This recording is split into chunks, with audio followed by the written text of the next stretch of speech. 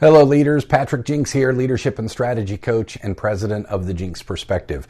We are in episode 26 of Perspectives in Nonprofit Leadership, and it's the final part in our series on the 5x5 organizational matrix, which lays out 5 pillars of organizational excellence with 5 competencies in each pillar.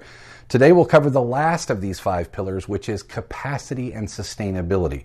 By the way, you can catch up on the first 4 parts on the video description below. There are links to those videos. Another link you'll find there is a link to the self-assessment and coaching guide, and I strongly recommend that you download that as you watch these videos. So here we go.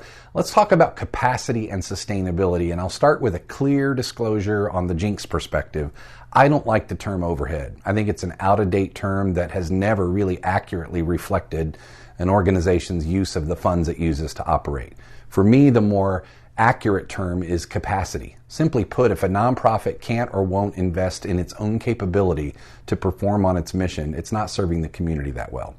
With that in mind, let's look at the 5 elements in this pillar, starting with talent. Nonprofit staff are not volunteers, and while they have a heart for the mission, they need to be paid competitively. Let's be clear, money's not the only thing your nonprofit competes for. You're competing for talent as well. So what are you doing to attract and retain the best talent? The second question I would ask here is, are you tolerating mediocre talent in your organization? There are at least 2 primary reasons nonprofits carry low-performing talent on their teams. They either operate on the belief that they can't afford any better, or they're averse to the conflict necessary to make staff changes. And as I coach CEOs, I can assure you this is a challenge for many. But when you think strategically for the organization, are you stewarding the human resources in a way that maximizes mission performance?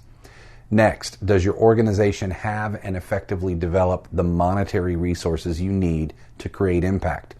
Are your fundraising practices out of date? Are your funding sources diverse enough to withstand surprises?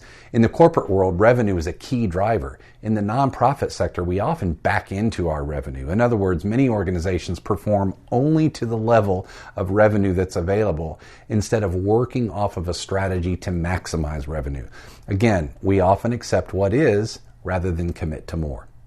Third is related to infrastructure. Does your organization have the facilities, the technology, and other primary infrastructure to perform at a high level? When's the last time your organization sought to update your infrastructure? Not to beat a dead horse, but the sector is known for working with inadequate infrastructure under the assumption that we can't do better.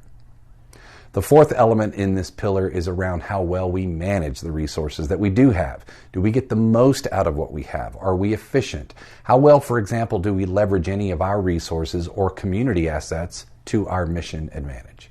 And finally, could your organization survive the loss of a major donor or grant? What about a CEO departure? Does the house come down with a leadership change? Is your data protected in the event of a technological loss? Do you have disaster contingencies? I get a lot of questions about succession planning, but sustainability and continuity involve much more than that. If your organization doesn't have a comprehensive continuity plan, you're running on some big gambles. You might want to check out episode 11, by the way, on continuity. I've included a link to that video in the description below this one. That's the Jinks Perspective for this week. In our next episode, we will change directions. I'll tell you more later. In the meantime, if you want to explore ways that the Jinks Perspective can help you and your organization achieve greater clarity, simplicity, and alignment in your mission work, reach out and schedule a free discovery call with me by clicking the link in the video description below. And as always, if you haven't already, make sure you subscribe to this YouTube channel by clicking the subscribe button below and click the bell icon so that you'll be notified when we drop new episodes. See you here next time.